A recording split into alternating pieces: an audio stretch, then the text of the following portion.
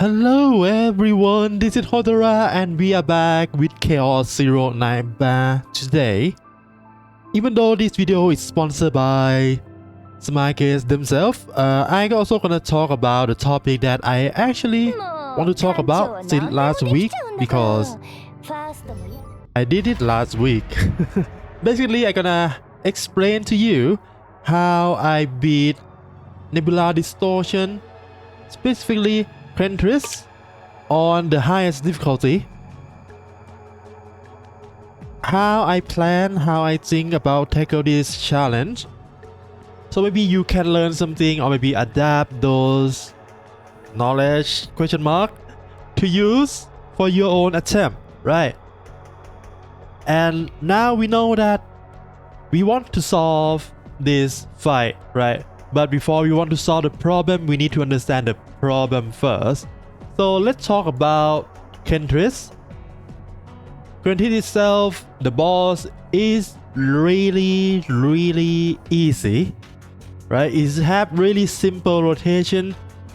At the start of your battle, you're gonna summon the Aqua Ball, and after they summon the Aqua Ball, they're gonna attack you. And it's gonna repeat like that: attack, summon, attack, summon. The rotation not gonna change at all. The only thing that need you to pay attention to if you do more than 8% of damage in one turn to their help, it's gonna give you a debuff, which make that whenever you play a card, you also gonna discard one card. It's only gonna be one time for the stack. Right. So let's give you the rotation. Give an example of the rotation, right? And you can see here, when we start, it's gonna first turn, it's gonna summon. So we're not gonna do anything here. Ignore what my team look like and what my team is doing. We're gonna talk about the setup and those things later. I'm not gonna play this until the end, of course. I'm just gonna show you guys summon, right? For each of the water ball on the field, Kentris gonna gain 2 moral stack per ball. So right now it have 2, so it gain 4 moral. Example, if I kill 1, oh, okay, I kill 1 is go down to only 2 stack. Right, from 4 down to 2. I kill another one, it will be gone. That is basically what the entire fight mechanic with this crab gonna be like, right? One turn summon, and now they're gonna attack, and after its attack, it's gonna summon again on the next turn. It's gonna keep repeating like this forever. The boss itself doesn't have any kind of scaling. You can draw the boss fight however long you want. It's not gonna become like the Giga boss that gonna one-shot you, because it doesn't have any way to scaling its damage at all, in my knowledge, unless we go and take a look at the stack, right? Now we know the boss fight gonna be like the basic boss mechanic. Now the stack. The stack there is the usual thing, right? Increase tenacity, increase boss HP and damage, and reduce the damage they take.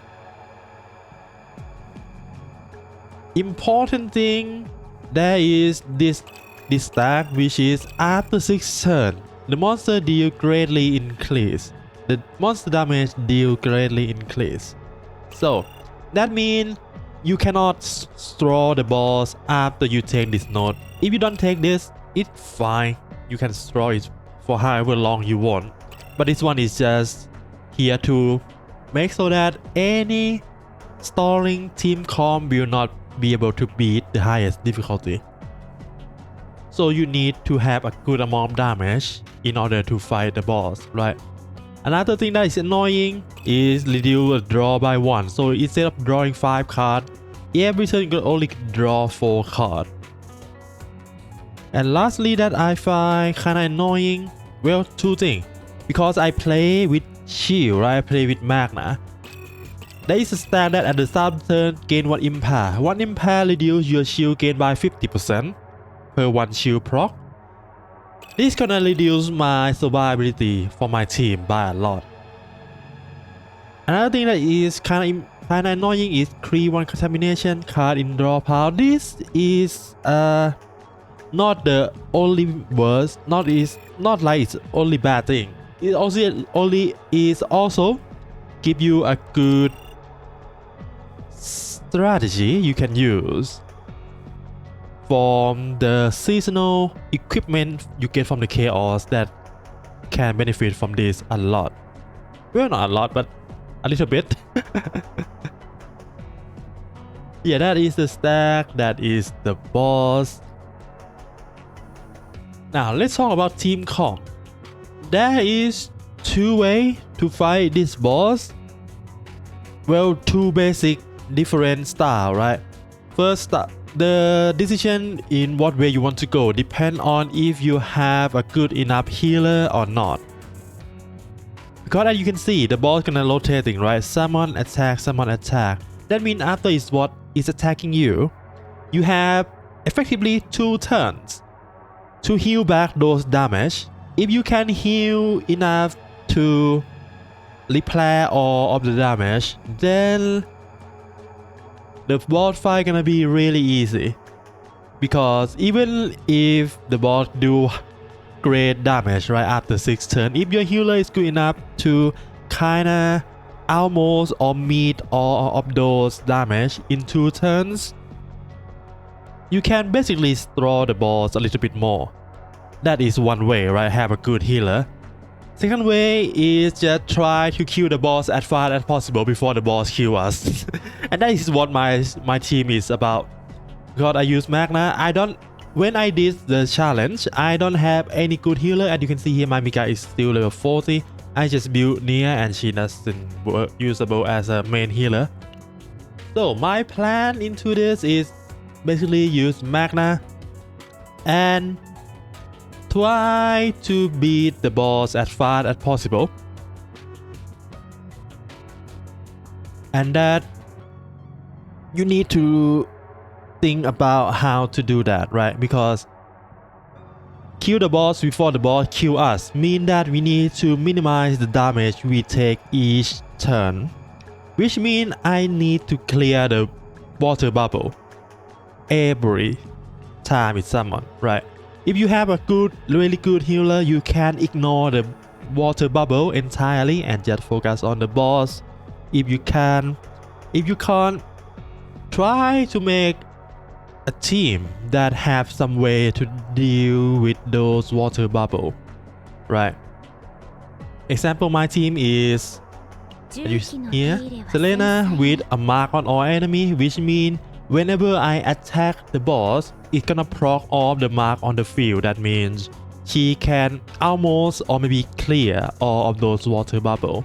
Sadly, her damage is not enough, but I have my insurance, which is Magna, and her upgrade, which is do 200% defense based damage to all enemy at the end of the turn, which means I'm gonna clear all the water ball at the end of the turn anyway, so Kentris cannot get their morale going up.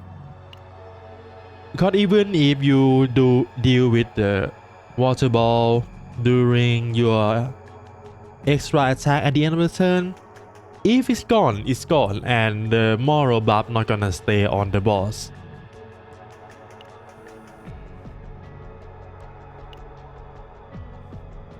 And that is basically it. I think that is basically everything I'm doing. But with that, let me try and show you why is my save is gone. That is not good, right? I think, oh, it's gone entirely, huh? Wait, this is not the save I use. Wait one moment. Is it this one?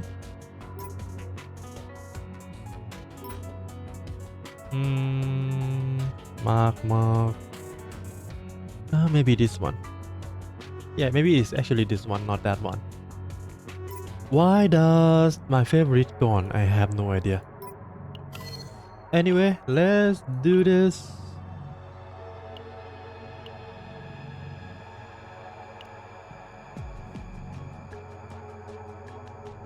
This is just a test run. I might not be able to beat with this attempt because the last time I did this, it's quite actually challenging.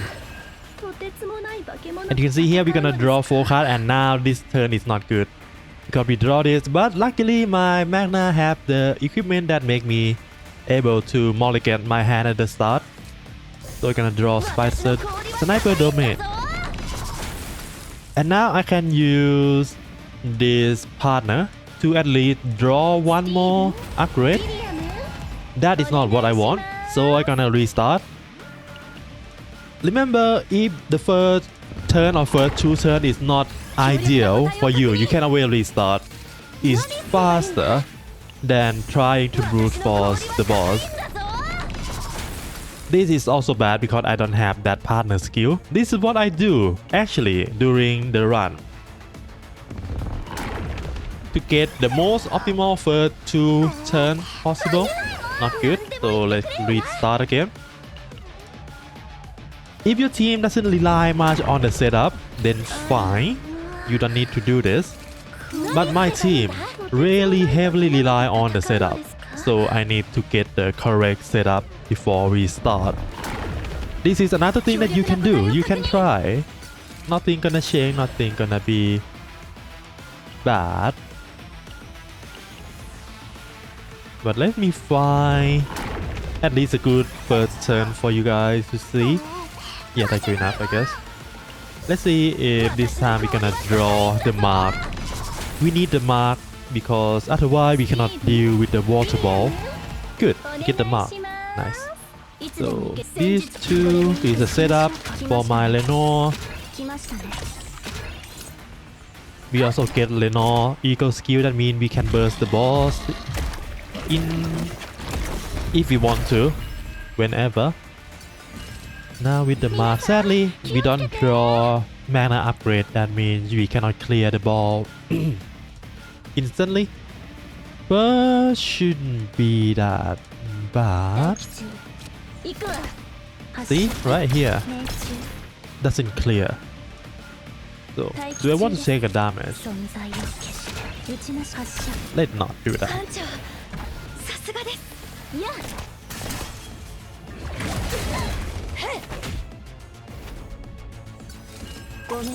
Not the...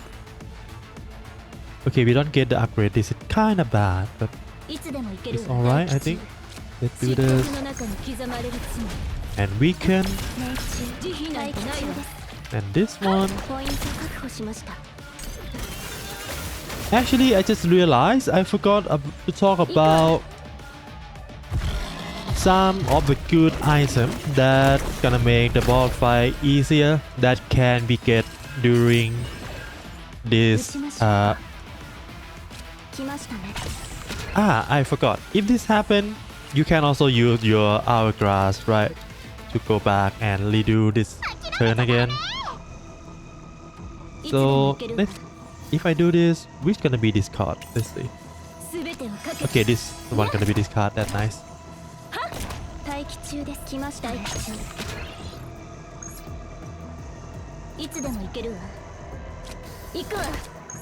Back to the previous topic, I need to show you guys the thing that benefit you a lot from this seasonal chaos that can be used against this boss. Mostly for survival though, because there is a lot of things you can do with that. Yeah, this is bad, right? That's why contamination is not a good thing to have in your deck. But I can do this. Sadly, I can't draw. That's fine, I think. I basically can clear all of this.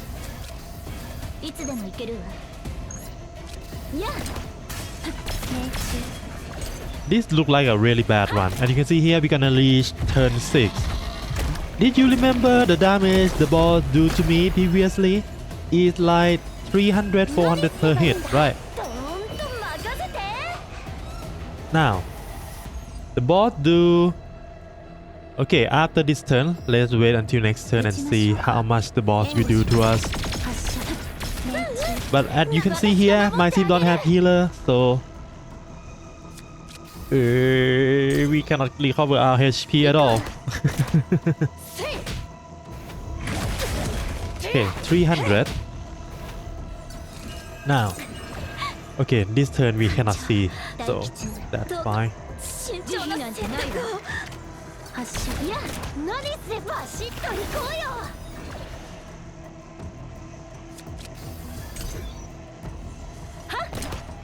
Let's see how much the damage increase gonna be like. Because I actually don't know either. I never count. When I play this game, I never count. See? It's basically double the damage they do. Well, this is one hit, so I can still take that, but I don't have a healing and I need to spend my turn shielding up. That means gonna make the boss a lot stronger. Anyway, that is enough of the showcase. I'm gonna fail that run for sure. That run is not good. And I believe my team, when I beat this, is not this safe. So, yeah. Okay, lastly, let's look at some of the equipment that you can use for this. Well, all of the damage is fine, but we're gonna talk about equipment that make the boss do less damage.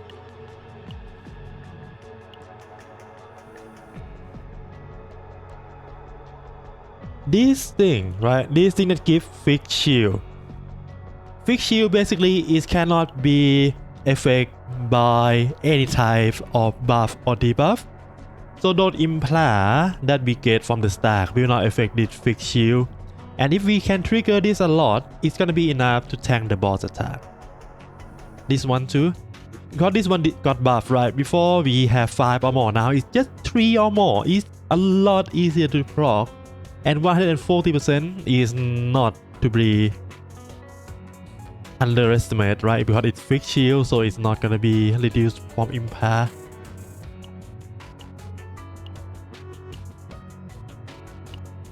So yeah, I think that is everything that I want to talk about, right?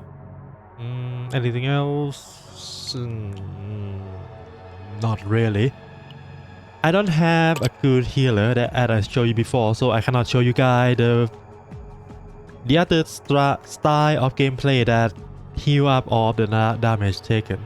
But of course, if you're not gonna take all of this, right? Maybe you run just 6 for the reward. That's fine. Or you run 9, but the 9 is not at level 60, maybe 50 or 40, that also fine. Because most of the reward that you got, I forgot to talk about this. Most of the reward that you got from high level difficulty clear is not a lot. A few... This is not gem, this is just material that leveled up your memory fragment and a little bit of event currency. So basically nothing at all. And you can see here 7, 8, 9, nothing. Well, until 6 is fine because it's actually a gem, so you can collecting this for every difficulty. It's the same thing, I think. Yeah, until 6. So you don't need to worry about this one, right? You can store all you want. You don't need to worry about draw only 4 cards per turn. And the boss HP gonna be decreased from what I show by 50%, so that is a lot too. So without these 3, the boss gonna be a lot easier to fight. I'm pretty sure I can fight this thing confidently. Let me try.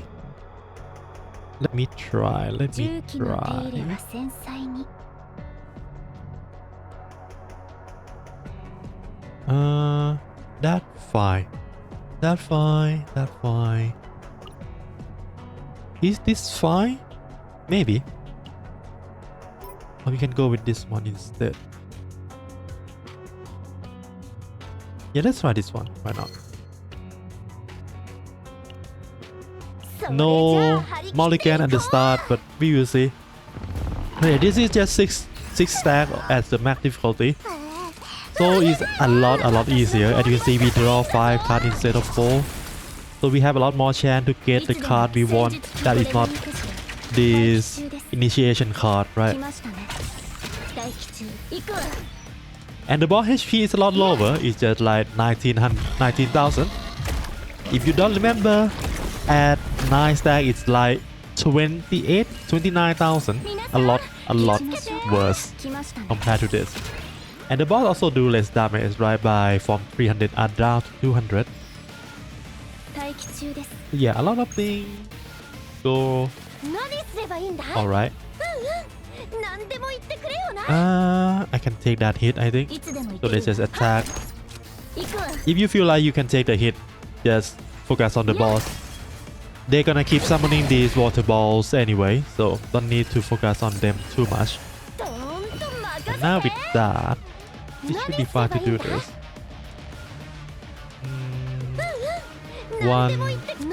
1681. Okay, that is alright.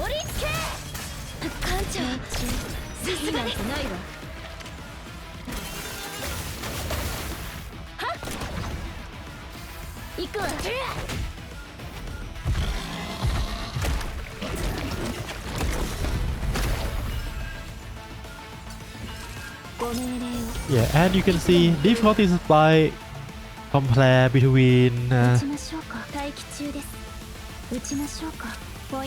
6 difficulty to 9 difficulty is absurd.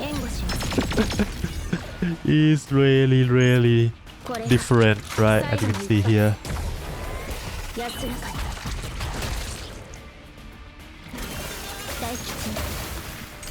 Like the boss took more damage, deal less damage, have less HP.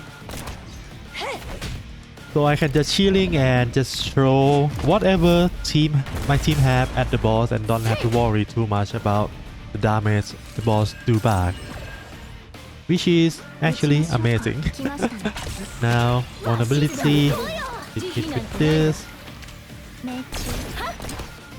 Sadly, I don't have Lenore in here, so I cannot show you guys the Lenore combo.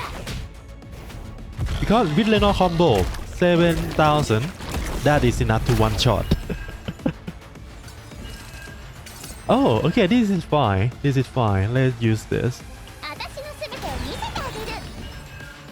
And it's not Lenore still. Well, that's fine. Good enough.